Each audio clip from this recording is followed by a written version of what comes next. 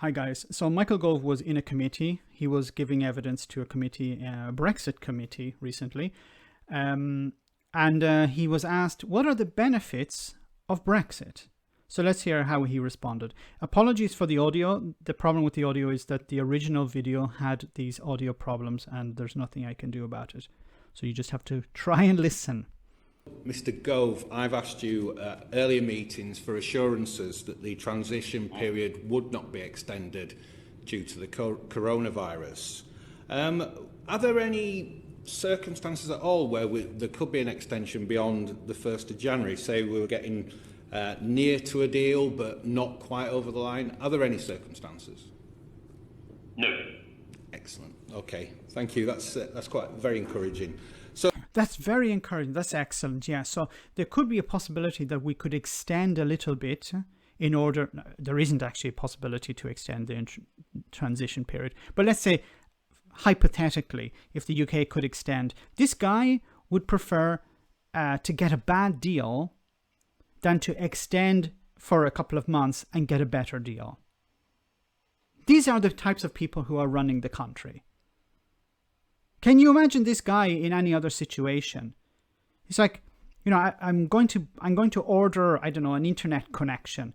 And if I wait an extra day, I could actually get a discount. But I'm not going to do that. I'm going to order it today out of principle or something like that. Actually, because it wouldn't be his internet connection. He's ordering an internet connection for somebody else. So as we approach the end date, as we get near to the end date, I'm getting contacted by quite a large number of people. Mainly, I have to say that those that oppose Brexit, via email, on social media, asking me what the benefits of leaving the EU are. Mr Gove, could you outline the benefits in details to those that have been in contact and to the majority of my constituents in Dewsbury who voted leave? What are the benefits of leaving the EU? There are none. There are some for certain individuals, but not for your constituents. I'm sorry. We can close the interview now. No, your constituents are not going to benefit from Brexit. Anyone who told them that they were was lying. But let's hear what Michael Gove has to say. So remember, Michael Gove is going to tell how this guy's constituents are going to benefit from Brexit. Well, I think we've only got 10 minutes left in this session, so I'm not sure that I can list them all. But the first would be that we would take back control of our borders. We can have a point. So we're going to take back control of our borders. Sorry, Michael, but you already had control of your borders. Now, what I want you to do is, you can ignore the first part here, but I want you to watch David Frost on the right here during this interview. He's going to laugh the whole way through the interview, pretty much all the way through, because he understands that Michael Gove is talking crap. I understand that Michael Gove is talking crap. I don't know if Michael Gove knows himself that he's talking crap. Maybe he doesn't. Points-based system for migration, which means that we can have the brightest and the best. We can have a bias, for example. So he just said we can have an immigration system. We can control our borders, and we can have the brightest and the best. There are two problems with this. First of all, they're introducing a very restrictive immigration policy, not based on merit or anything like that. It's about limiting. It's arbitrary in a sense. They said, okay, we're going to have this standard. You have to be earning this amount of money to come into the country. So they're going to automatically exclude so-called low-paid or so-called low-skilled work. Because they don't want these people. Why? Because, well, Brexiteers and racists and the right wing don't want those people in the country. So they need to pretend, or they need to demonstrate to these groups of people that we're not going to, we're not going to let these people in. Perhaps this is a benefit for the constituents in Shrewsbury, I think it was. Maybe they're all racist there and they don't want to see foreign people around. But Michael Gove will not say that because he wants certain foreign people, rich foreign people, to come in. Towards those scientists who can play such a big role in improving our response to pandemics. And so Brexit is a way of helping the UK respond to pandemics. So why does the UK have the worst case? Why is it in the worst situation in Europe? If you've left the European Union and you have control over your borders or whatever, and you still have the most cases, the most deaths in Europe so far. How's Brexit working out there? And remember also that the European Union had offered the UK to be part of a program to purchase PPE, and Michael Gove and Boris Johnson rejected it, causing people to die. Meeting the challenges of the future, while at the same time making sure that we have confidence in our migration system because we control our borders. It will be the case that we'll be able to make our own laws and regulations. We'll be able to make our own laws and regulations. So Parliament was not able to make laws and regulations before leaving the European Union. Once again, he's just talking absolute twaddle, lies and bullshit. At a time when many have reflected on the fact that the EU's approach towards innovation has often been driven by economic protectionism rather than embrace of science. So the European Union is driven by protectionism, not by innovation or science. This is the same guy who's promoting the idea of closing Britain off, disconnecting Britain from the world. And setting our own regulatory framework in those areas will mean that the fourth industrial revolution and the new opportunities it brings can be better exploited here in the UK. Yes, we'll be in control of our own trade policy. And that means not... So we'll be able to control our own trade policy. Well, actually, maybe he's right here. We'll be able to get deals which are worse than the deals that the European Union would be able to get for us. Just the opportunity for freer trade with other nations across the globe and a chance to... Yes, we'll be able to import, for example, chlorinated chicken and hormone-treated beef that we couldn't do before. Damn Europeans. As Liz Truss has done, conclude better arrangements with Japan than those that we had inside the EU applying to other countries, but we can also play our part in the CPTPP and other international fora. It is the case already that we can take an approach on sanctions and human rights, which is more progressive than the EU has taken.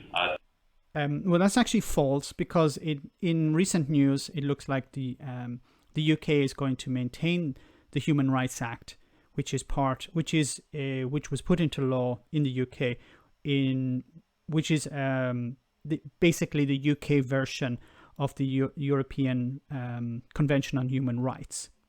So they were talking about throwing that out, but Boris Johnson bended at the last moment and said, "Okay, yeah, we'll keep it." It's not guaranteed yet, but it does seem to be going in that direction. So Michael Gove, who's privy to this, is just talking crap again. The recent actions by Dominic Raab as Foreign Secretary by introducing sanctions against Russia and Belarus. Look at David Frost here. He's starting to laugh now. He's like, "Okay, whatever, Michael. I know you're talking crap. You know you're talking crap, but I'll try not to laugh too much during this." In tandem with Canada and others, have shown that we can be a progressive figure on the world stage outside the European Union. It's also the case that we can take back control of our... Progressive? How can you say we're going to be progressive and at the same time we're going to impose restrictions to keep foreigners out because we don't like them, basically, to satisfy Brexiteers and racists and the right wing? Fishing waters are exclusive economic zone. That means not just because communities can get more jobs, it also means that we can... The coastal communities can get more jobs? Really? Well, also, this is another example of Michael Gove maybe being a bit behind the times, because it's not, once again, it's not something set in stone, but it looks likely that the UK is going to at least extend rights for European fishing fleets into UK waters for 2 years. Manage our marine environment in a more sensitive way. We can replace the wasteful, inefficient and anti-environmental regime of the Common Agricultural Policy by making sure... Okay, I don't even know what to say to this.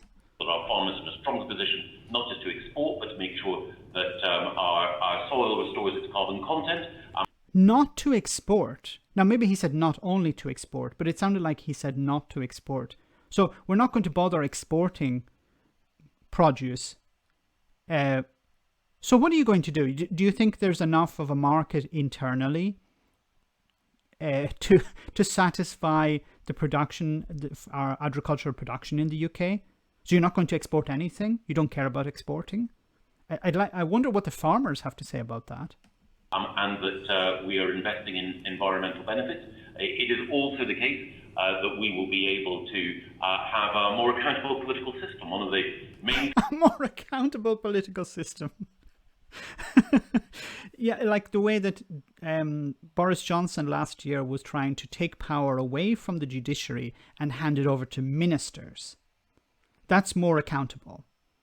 The fact that, not the fact, but the probability that if Michael Gove doesn't become Prime Minister and Rishi Sunak wins that bet, that he'll probably be, next year he'll be probably called Sir Michael Gove, you know, a lord, how democratically elected that is. And also the fact that the UK has the first past the post system, which is not democratic, or is much less democratic than the European Parliament system, which is proportional representation. Concerns I think that many people had during our time in the European Union is that the European Union had 5 presidents, none of whom anyone in the UK had directly voted for. Now we have direct parliamentary accountability.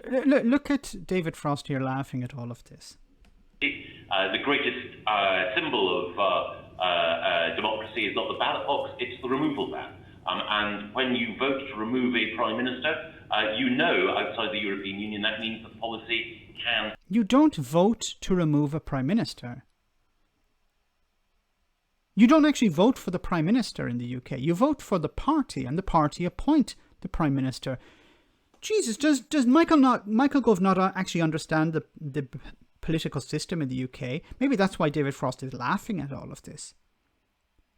You don't vote to remove a Prime Minister. Was Boris Johnson, before December, when he was Prime Minister, was he voted in as Prime Minister?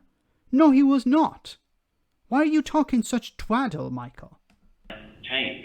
One of the problems that we had inside the European Union is that on many issues that were dear to the hearts of voters in Dewsbury and beyond, we weren't able to alter course. And that means, again...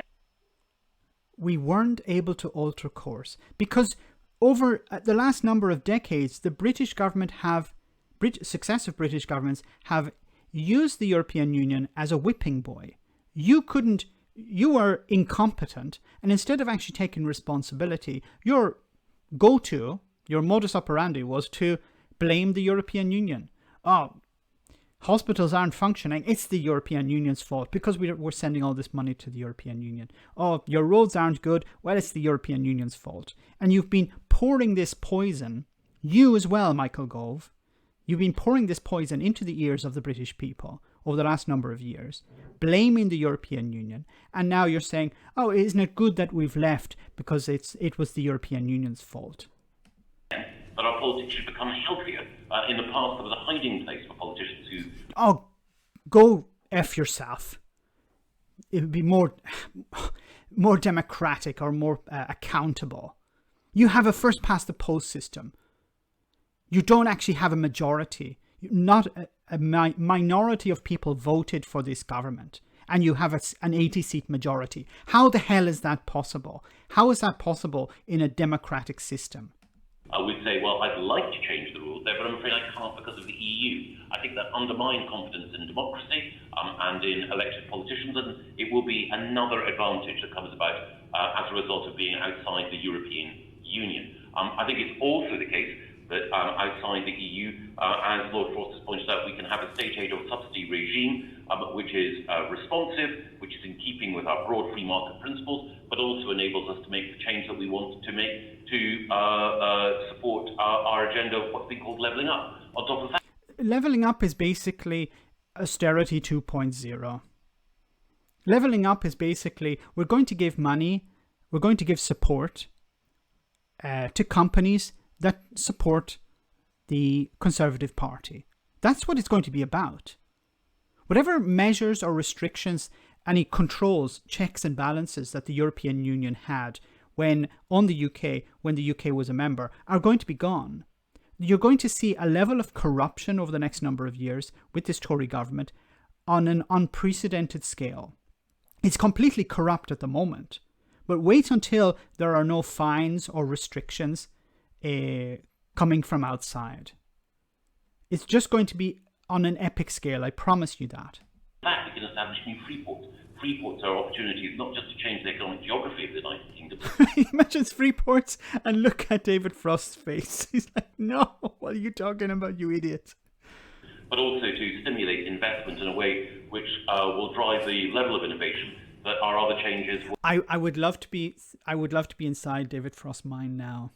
What he knows a lot more than we do, and he's laughing at this. It's all a big joke to him. He's going to be okay. He's going to have a nice pension. When this all goes to shit, he's going to have a good pension. He'll probably have a nice little house in the country where he can retire to.